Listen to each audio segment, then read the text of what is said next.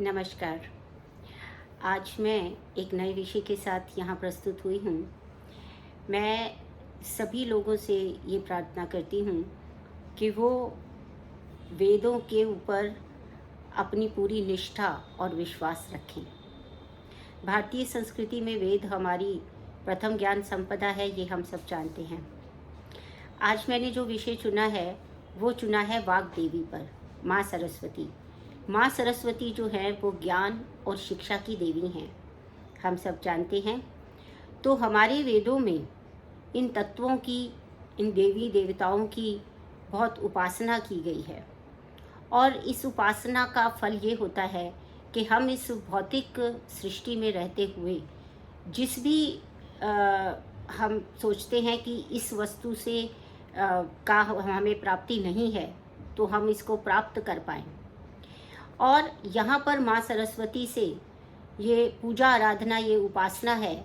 इस सूक्त में ऋग्वेद के, ये ऋग्वेद का 125वां सूक्त है और यहाँ पर 1027, ठीक है, ये जो 1027 नंबर का मंत्र है, यहाँ से प्रारंभ होता है ये सूक्त नंबर 125 ऋग्वेद का। इसमें जो वाग देवी है उनकी पूजा अर्चना की गई है। तो यहाँ पर मैं इस सूक्त को मंत्रों से प्रारंभ करूँगी और मंत्र का अर्थ भी साथ ही साथ बताती चलूँगी। यहाँ हम माँ सरस्वती से ये पूजा कर रहे हैं कि हे माँ सरस्वती, हमारी वाणी को शुद्ध बना, हमारे उच्चारण को उचित कर, हमें ऐसी वाक सिद्धि दे कि हमारी वाणी में प्रभाव हो और हमारा जो भी हम इस वाणी से प्रार्थना उपासना करें वो स्वीकार हो। तो इस प्रकार की वाणी के लिए जो सूक्त है उसका प्रारंभ करते हैं। सबसे पहले हमें ये मालूम होना चाहिए, ये पता होना चाहिए कि सभी वेदों के जो मतलब सर्वोपरि भोक्ता हैं वो भगवान विष्णु हैं। तो वेदो वै विष्णु। हरिओम। सूक्त 125, मंत्र 1027। इस सूक्त का ऋषि हैं वागाम्भृणी, देवता हैं वागाम्भृणी आत्मस्तुति, छंद है त्रिष्टुप और जगति। प्रारंभ करती हूँ। अहम रुद्रोभिवसुभिश्च, अहम आदित्ये रुत विश्वदेवै, अहम मित्रा वरुणोभा, विभर्यम इंद्राग्निः, अहम अश्विनोभा। अर्थात हे सूक्त की दृष्टा वागाम्भृणी देवी, जगत के कारण ब्रह्म स्वरूपा होकर एकादश रुद्रों के साथ विचरण करती हूँ तथा आदित्यों और विश्व देवों तथा वसुओं के साथ भी मैं विचरण करती हूँ तथा मैं ही ब्रह्म होकर मित्र और वरुण देव को धारण करती हूँ और मैं ही इंद्र और अग्निदेव तथा अश्विनौ को धारण करती हूँ। इसका अभिप्राय ये है कि यहाँ पर ये आत्मस्तुति है वागाम्भृणी की। तो वो ये कह रही हैं कि मैं जगत के कारण ब्रह्म स्वरूपा होकर जो है वो एकादश रुद्रों के साथ इस भौतिक सृष्टि में विचरण करती हूँ और उसके साथ साथ आदित्य और जो विश्वदेव हैं वसुओं के साथ भी विचरण करती हूँ और मैं ब्रह्म होकर और मित्र और वरुण देवों को धारण करती हूँ। तो इसका अभिप्राय ये है कि जितने भी सृष्टि में जो भी यहाँ पर जो कार्य हो रहे हैं, जो कल्याणकारी कार्य हो रहे हैं, उनके साथ में मैं विचरण करती हूँ। इसके पश्चात जो अगला मंत्र है वो है 102028। ये कहते हैं अहम सोमाम अहनसम विभर्य अहम त्वष्टामृता पूषणम भगम, अहम दधावित द्रविणम हविष्मते सुप्राप्य यजमानाय सुन्वते। अर्थात शत्रुओं के हंता, द्विलोक में वर्तमान सोम को मैं ही धारण करती हूँ, त्वष्टा पूषा और भग को भी मैं ही धारण करती हूँ।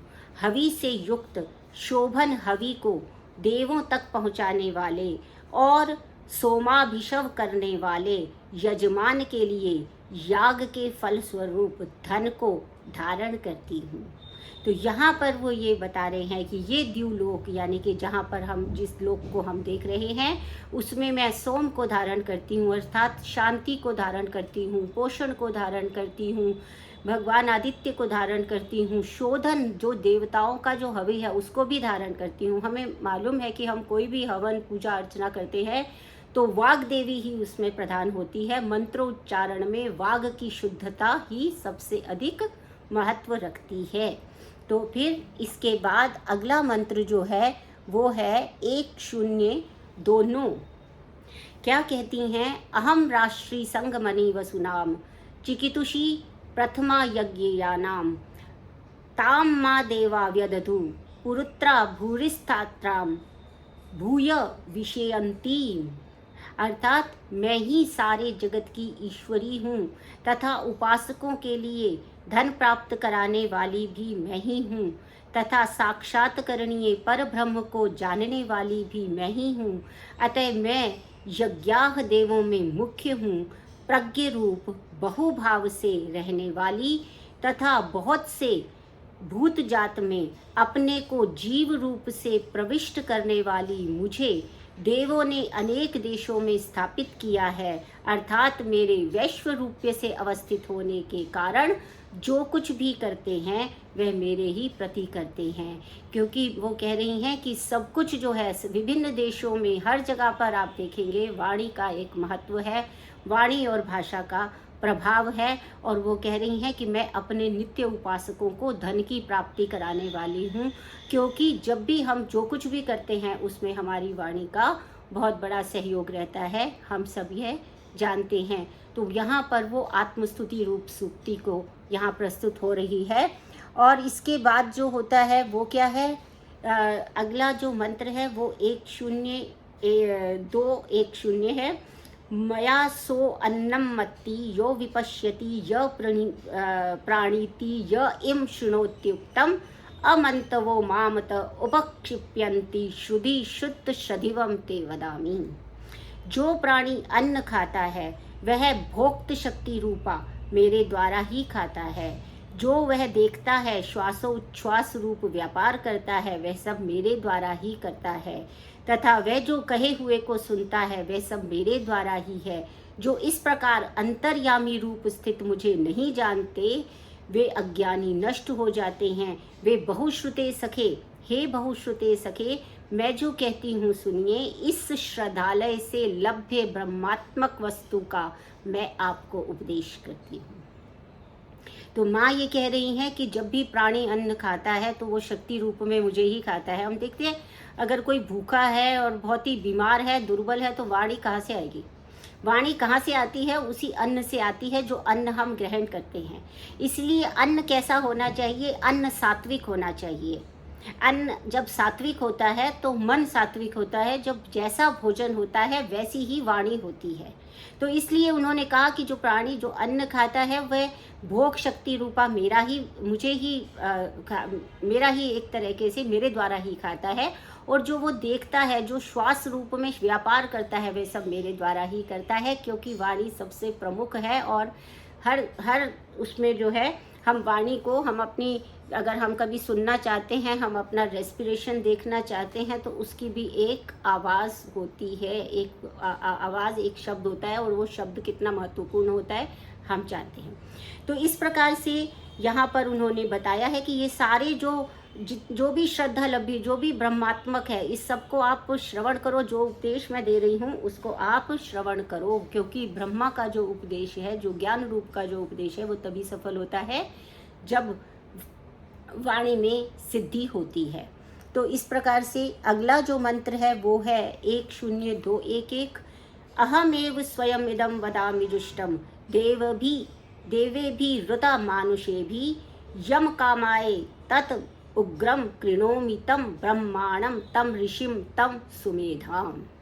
अर्थात मैं स्वयं ही इस ब्रह्मात्मक वस्तु का उपदेश करती हूँ जो इंद्रादि देवों द्वारा भी सेवित है तथा मनुष्यों द्वारा भी सेवित है। वह ब्रह्म स्वरूपा मैं जिस पुरुष की रक्षा की वांछा करती हूँ, वांछा यानी कि इच्छा करती हूँ, उसे मैं सबसे अधिक या उग्र बना देती हूँ। उसी को मैं सृष्टा बना देती हूँ उसी को मैं अतीन्द्रियार्थ दृष्टा और शोभन प्रज्ञा युक्त बना देती हूँ। तो यहाँ में वो क्या कह रही हैं कि मैं स्वयं ही जो ब्रह्मात्मक वस्तु है, यानी कि जो परब्रह्म है, जो विष्णु है, जो भगवान है, उसका उपदेश करती हैं। और वो सभी इंद्रादि देवताओं के द्वारा भी गृहीत है, वो मनुष्यों के द्वारा भी गृहीत है। और जिस पुरुष की मैं, जिसके ऊपर मैं जो हूँ अपनी कृपा करती हूँ, जिसको मैं इच्छा करती हूँ, उसको कैसा बना देती हूँ, उसको मैं अधिक या उग्र। उग्र का अर्थ यहाँ पर क्रोधित नहीं है, उग्र का अर्थ है वाणी की उदात्तता, वाणी की स्पष्टता, है ना, जो वाणी में तेजस्विता, ये सब जो तेज आता है वाणी में, जो ओज होता है वाणी में, जो आकर्षित करता है वाणी को, वो सब देने वाली जो है वो माँ है। और वो यहाँ पर अपने विषय में आत्मस्तुति में इस सूक्त में बता रही हैं। और अगला जो सूक्त है वो है 10212। इसमें वो कह रही हैं अहम रुद्राय धनुरातनोमि ब्रह्म द्विषे शर्वे हंतवा उ अहम जनाय सुमदम कृष्णोम्यम द्यावा पृथ्वीम आ विवेश।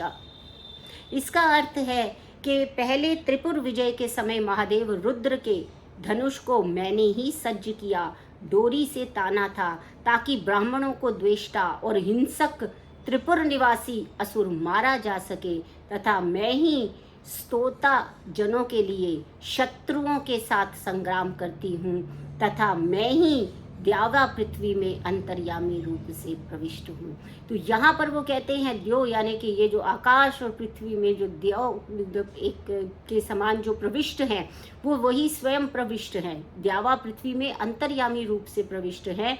और इसमें उन्होंने क्या कहा कि जो भी वाणी, आप ये देखेंगे जो शब्द होता है, जो वाणी से उच्चारित होता है, जब युद्ध हो रहा होता है तो सबसे अधिक जो प्रभाव पड़ता है, आप देखेंगे कि जो विजय का जो एक शंख बजता है या फिर एक जो वो उद्घोष करते हैं, वो जो वाणी होती है वो कितने कितने शत्रुओं को जो है वो पहले से ही उनका जो मनोबल है उसको कमजोर करने वाली होती है। तो वो कह रही हैं कि वो भी मैं ही देती हूँ, क्योंकि इस पूरी द्यावा पृथ्वी, इस पूरी धरती आकाश में अंतर्यामी रूप में मैं विद्यमान हूँ। तो फिर इसके बाद जो अगला मंत्र है वो है 10213। यहाँ वो कहती हैं अहम सुवे पितरम मत्स्य मूर्धन्यम अय योनिर अपस्वन्तः समुद्रे ततो वितिष्ठे भुवनानु विश्वेतामुं द्याम वर्षमणोप स्पृशामि। अर्थात पालक द्युलोक को भी मैं ही परमात्मा के सिर पर उत्पन्न करती हूँ। मेरा उत्पत्ति स्थान परमात्मा की व्यापनशील बुद्धि वृत्तियों के साथ वृत्तियों के मध्य जो ब्रह्म चैतन्य है उसमें ही है। अतः मैं ही सारे भूतात्मा में प्रविष्ट होकर उसको व्याप्त करके स्थित हूँ। मैं ही स्वर्ग उपलक्षित सारे विकार जात को अपने कारणभूत मायात्मक देह में स्पर्श करती हूँ, व्याप्त करती हूँ। यानी कि मुझे जो ये जो द्यू और आकाश हैं, ये जो मतलब पालक द्यूलोक को मैं ही परमात्मा के सिर से, मतलब मैं ही उत्पत्ति करने वाली हूँ द्यूलोक को, और मेरी उत्पत्ति का स्थान भगवान की बुद्धि वृत्तियों के मध्य में है। अर्थात ये जो देवी हैं सरस्वती माँ देवी, ये क्या है, ये वाणी की भी देवता और बुद्धि की भी देवता है, क्योंकि वो क्या कह रही हैं कि मेरा उत्पत्ति स्थान ही परमात्मा के जो बुद्धि वृत्तियाँ हैं उनके मध्य में हुआ है। इस प्रकार वो हमें बता रही हैं। और इसीलिए जब वो भूत जात में प्रविष्ट हो जाती हैं और उनको सबको व्याप्त करके वो रहती हैं, तो अर्थात वाणी सर्वत्र व्याप्त रहती हैं और सारे भूत जातों में भी व्याप्त रहती हैं। और फिर अगला जो मंत्र है वो है 10214। अहमेव वातिव प्रवाम्यारभणा भुवनानि विश्वा पुरो दिवा पर एना पृथ्वी एतावती महीना सम बभूव। अर्थात सारे भूत जातों को कारण रूप से उत्पन्न करती हुई मैं अन्य द्वारा अनधिष्ठित होकर स्वयं ही बरतती हूँ, प्रवर्तित होती हूँ। जैसे वायु अन्य से अप्रेरित होकर स्वेच्छा से बहता है, आकाश और भूमि से परे अर्थात सारे विकार जात के परे वर्तमान उदासीन कूटस्थ ब्रह्मा रूप मैं ही अपनी महिमा से सर्व जगत रूप हुई हूँ। तो इस प्रकार से इन मंत्रों में कह रही हैं कि मैं सभी भूत जातों का कारण रूप हूँ और सभी जगह पर कहीं पर उनमें कहीं भी अनधिष्ठित होकर भी इसको स्वयं ही प्रवर्तित करती हूँ, स्वयं चलाती हूँ। अपनी इच्छा से ही मैं जो है ये जिस तरह से वायु अपनी इच्छा से बहता है बिना प्रेरणा के, उसी प्रकार मैं भी आकाश और भूमि से परे जो है अपनी महिमा से सर्व जगत रूप में व्याप्त हूँ। तो इस प्रकार से ये जो आत्मस्तुति रूप स्तुति है, इसको वाक स्तुति भी कहा जाता है। और इस स्तुति का पाठ करने से हमारी वाणी में भी उदात्तता आए और हम सब सात्विक भोजन करते हुए, सात्विक आचरण पर चलते हुए जब माँ सरस्वती से प्रार्थना करते हैं, उनकी उपासना करते हैं, तो निश्चित रूप से हमें जो वाणी में शुद्धता प्राप्त होती है और हमारा उच्चारण उत्कृष्ट होता है, हमारी वाणी परिष्कृत होती है और हमारी वाणी निश्चित ही शुभ फल देने वाली होती है। ओम नमो भगवते वासुदेवाय।